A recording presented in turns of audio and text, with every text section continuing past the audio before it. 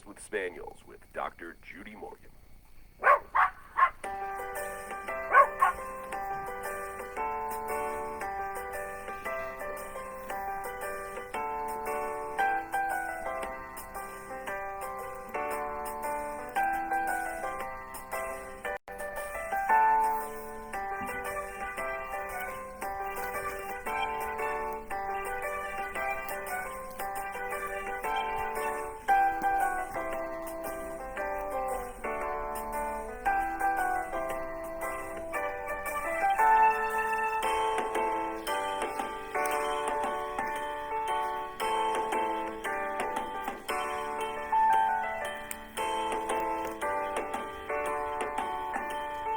I know, I'm late.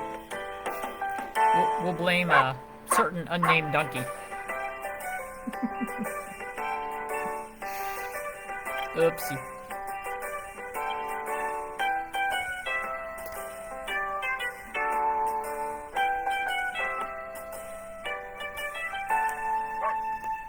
Remember, you can purchase all of Dr. Morgan's products at her website at www.drjudymorgan.com. Now it's time to sit back, relax, and enjoy the show. Yeah, it is a nice day in North Carolina. Pretty windy though. It was 65 when we went out this morning to meet the farrier to take care of the animals, and the veterinarian came to sedate donkeys, and donkeys pretty much were not having it this morning. It was a little rough going there. So, what happens when you rescue animals that have not been handled and are scared? So we got through it. They all got done. So I said yesterday that I would come on today and I was going to tell a sad story, and unfortunately, it's a sad story for a family member of ours. But this family member has two small children who are 1 and 6, and they have two large German Shepherds, a male and a female, who are fairly young, like 5 years old. And the male started getting sick a few months ago. And so he had lost quite a bit of weight, and they took him to their veterinarian, had a complete workup done, couldn't find any reason for the weight loss. So they even changed his diet and added some carbs into his diet to see if maybe, because they're raw feeders, and these are gorgeous dogs, beautiful, well behaved. The kids love them. And so they changed his diet, hoping that that would help him gain some weight. And fast forward a couple of months, and not only did he not gain weight, he lost a significantly huge amount more. Still eating up until the last few days. Was still eating, stools were normal. So no real explanation for what was causing this dog's problem. So they decided to go to a new veterinarian last week, and the new veterinarian did a complete workup, lab work, x-rays, and what they found was weird. They found that the dog was severely anemic. Bone marrow was still spitting out red blood cells. So, and no signs of bleeding anywhere, which meant the only other option is maybe an autoimmune disease where he was attacking his red blood cells. But he didn't really read the book, and his lab work was pretty questionable as to a diagnosis. There really was not a diagnosis. X-rays did not show anything other than a dog who was dehydrated and very, very, very thin. Unfortunately, the dog also became neurologic, which may have just been from the fact that he, was losing so much weight, didn't have, obviously was not utilizing his nutrition. And he was so anemic that the new veterinarian said, well, our only chance of hope right now is to give this dog a transfusion. And, that'll buy us some time while we are still working to try to figure out what is causing this dog's problem. So, of course, since there's a veterinarian in the family, we got a phone call that evening, and I said, well, can you get the veterinarian to send me the lab work? Because they don't live nearby. And they were really perplexed by that and said, "Oh, will they do that?" And I said, "Yeah, happens all the time. Just, give them a call back and ask them if they'll email the lab work to me."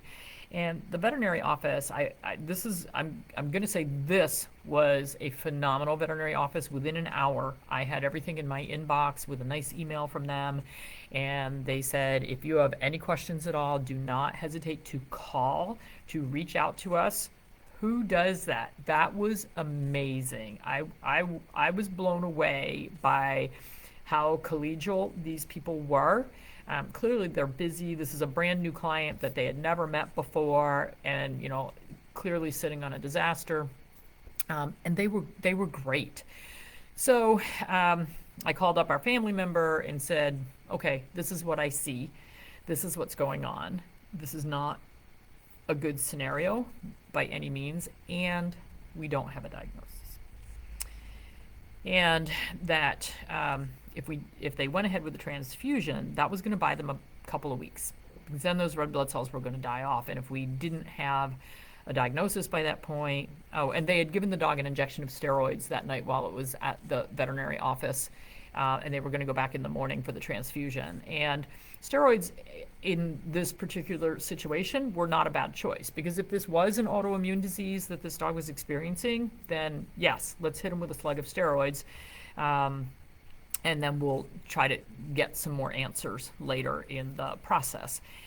So we got a phone call from them, or from our family member, early Friday morning, saying, "Oh, the dog just had a horrible, horrible, horrible night," and that they really felt that letting him go was really the best option at that point. And we wholeheartedly agreed, based on the fact that there was no diagnosis.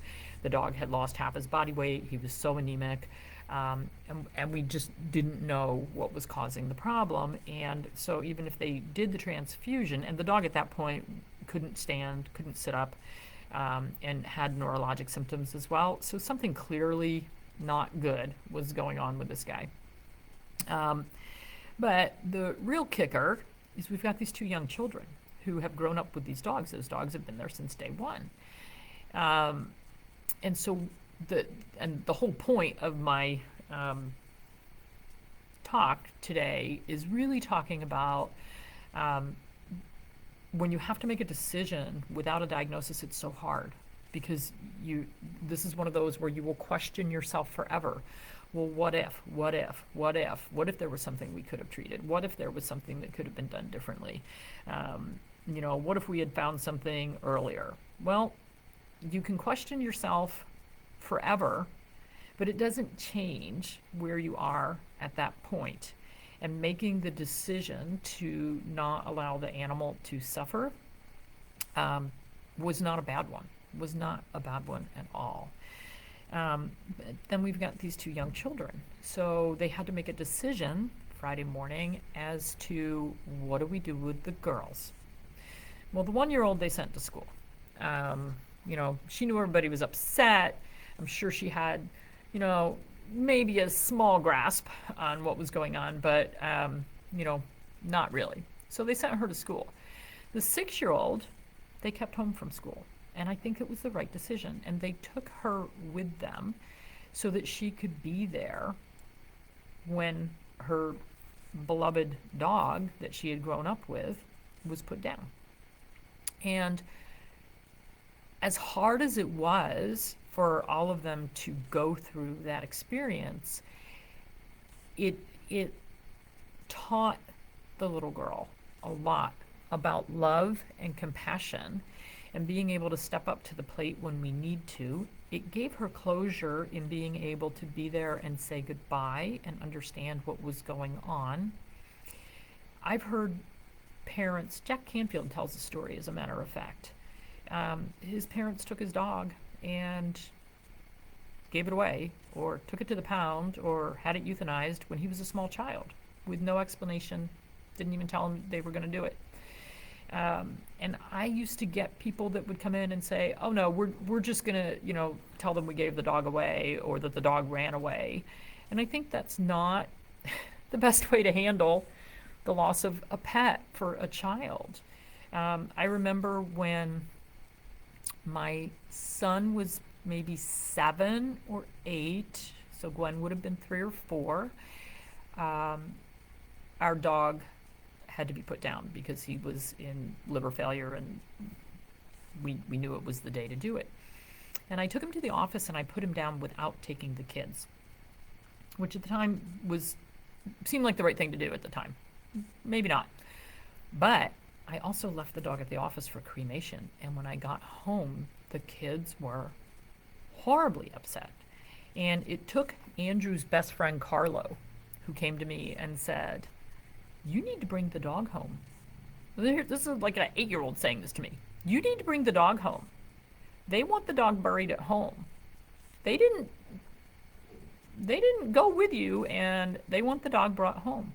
So I had to go back to the clinic and get the dog and bring the dog home and dig a hole and bury the dog at home and have that final closure for the kids. And so we actually had a little funeral for the dog. But I think it's really important that particularly children in that age group, where they're old enough to understand, that we give them that chance to have closure and we give them the opportunity. The first bigger pet, I mean, we went through a lot of hamsters and guinea pigs, but one of our cats, PS, who slept with Gwen every night, that was her kitty, PS. One night I was putting her to bed. She was probably 2. And the cat went downstairs to use the litter box like he did every night at bedtime. He would sit in bed with us while we read our stories. And then he would go down and use the litter box and then come back upstairs and get in bed and sleep with Gwen all night. Routine. So we're reading stories and the cat leaves to go down to the litter box. We don't think anything about it, but he didn't come back up. So, 4 books later, I'm like, I gotta go find the cat. I found the cat dead halfway up the stairs. The cat had cardiomyopathy, which I did not know about. He was probably 10 years old. Didn't know that he had a heart problem, because cats don't tell you those things. They don't have murmurs. He just died coming up the steps. And so then I had to take the cat up to Gwen, who's 2, and say, "I'm sorry, your kitty died." Fun explanation. But, again, she had that chance to have closure, to hold the kitty, and to get that explanation. So I think it's really important that we think about our children's emotions with these things. So a couple things I wanted to give you as tools if you are going through this for yourself or children. We have this great book on the website, and we send this one out a lot to clients who have lost their pets, but it's called Until We Meet Again. And it's good for children and adults. We sent one of these to our family member, but it's got really nice drawings, and it talks about how we will be rejoined with our pets somewhere down the line. And it's for any animal. As you can see, there's pictures of animals and horses, farm animals, little animals, everything. And it talks about happiness and remembering happy times with them, and that you'll have continued happy times.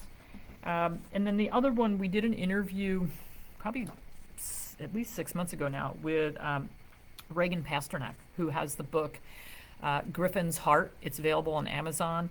But it was after I think it was her cat that she lost, and she really had a hard time with the grieving process.